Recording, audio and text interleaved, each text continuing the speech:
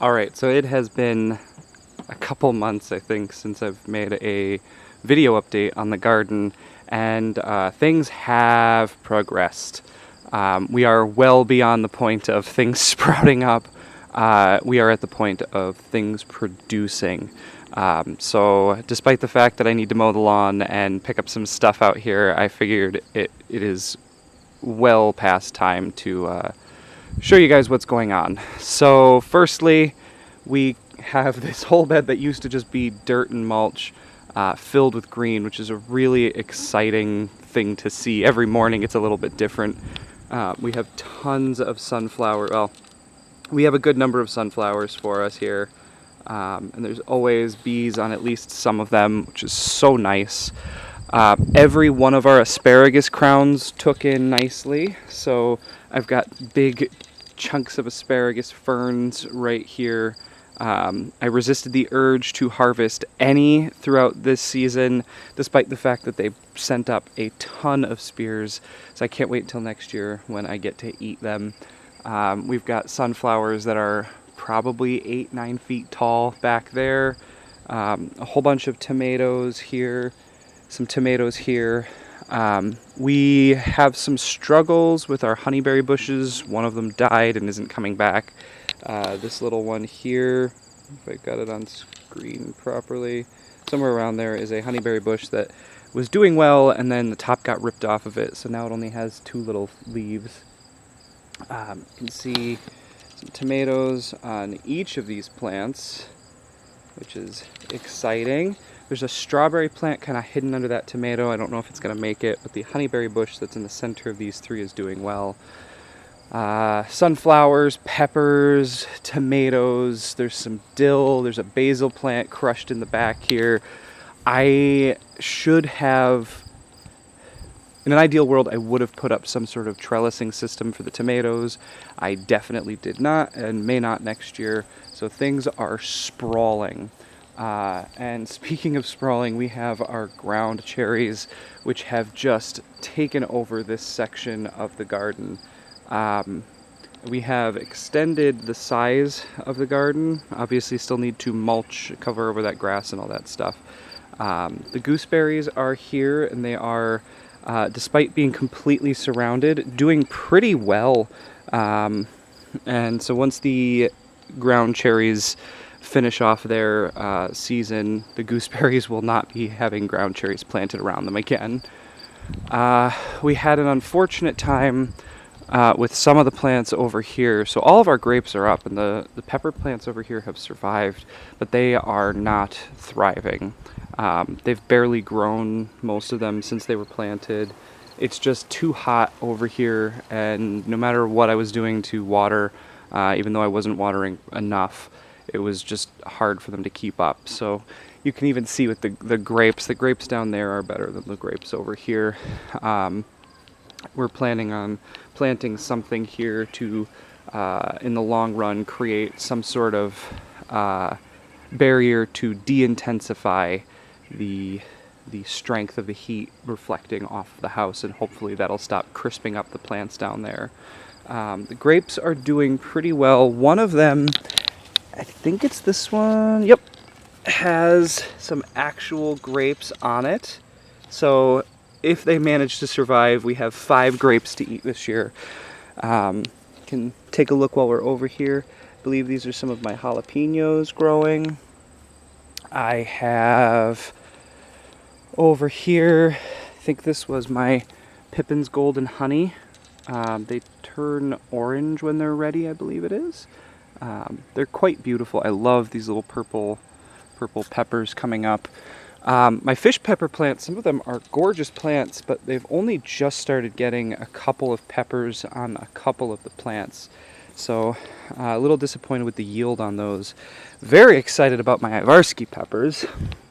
A little hard to see, but they are doing well. There are several on each plant, so that is quite nice. Sunchokes and sunflowers there. Tomatoes. I've got peppers here. I believe these are my forget-me-nots, and then there's some English daisies in there. I've got 3 little tobacco plants. I think I'm going to try harvesting them. Just they grew well enough. Maybe I can shove some of that in my pipe this year. There's all the roses that were new this year are getting surrounded in other plants, but they're still pushing out new growth, thriving, so that's quite exciting. It's getting to the point where the autumn blaze sedum is going to decide to bloom at some point, which is bittersweet. This is the Nora Barlow columbine that I grew from seed. I cannot believe how well it's doing. Very excited to see what it does next year. Somewhere over here should be, if it hasn't died, and I think they may have on me, I have just this teensy little thing of New Jersey tea. So I think I'm going to have to buy more seeds and try and grow more of them next year. The radishes are still spreading and blooming. Maybe next year we'll finally decide to not let them grow. The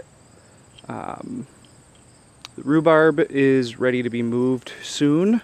So I'm looking forward to getting it out of there and having more room for other plants. Some of the nasturtium, well, most of the nasturtiums that I grew from seed died off. So we went and bought some, and the ones we purchased are doing much better than the ones I grew from seed. So we'll definitely be growing them again next year, but I'm going to have to adjust my practices a little bit. I saw just a little while ago little baby peppers. So I've got more peppers growing. I've got tomatoes of a variety of sizes and shapes coming in.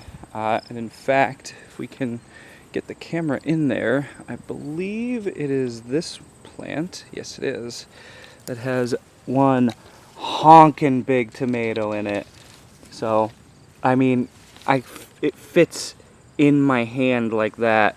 So, she is a stunner, and I cannot wait to eat it on a sandwich. But there are tons of other lovely tomatoes that eventually will be chomped down quite heartily.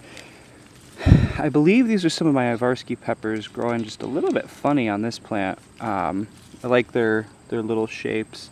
You can see, maybe you can't, but we have a ton of tomatillos, particularly in this section of the bed. So we're gonna get a really good salsa verde recipe from a family friend, and oh boy, is that going to be delicious. All of our fruit trees have survived. Some of them have thrived. The apple trees are doing better than anybody else, probably because I've been taking better care of them than anybody else. Unfortunately, the Japanese beetles found our garden this year, so we are getting some destruction of the foliage, and we'll need to absolutely start using some control methods for them next year, whether it is some nematodes or definitely neem oil, and yeah, we'll see how that goes. Our hosta bed is just reaching the point of dieback, I think. We've had some really bad heat waves and some really bad smog, so things are generally struggling, but yep, got some nice hostas settled down, enjoying the nice little shade bed back there. The iris bed is full of weeds that I need to pull, but the iris did really well this year. Lots of blooms. Some bachelor's button here. There were some lilies that grew in. The sedum is doing really well. So we've got a lot that we need to keep up with, sort of standard housekeeping stuff. But, going into next year, the workload is different. And, next year should give us some more fruits for our labors. We ate 2 strawberries and 2 blueberries, and next year all of those things plus our annuals should give us a pretty good crop. And, with that, I will end on our hibiscus, which has just begun blooming. Very glad to see it back, and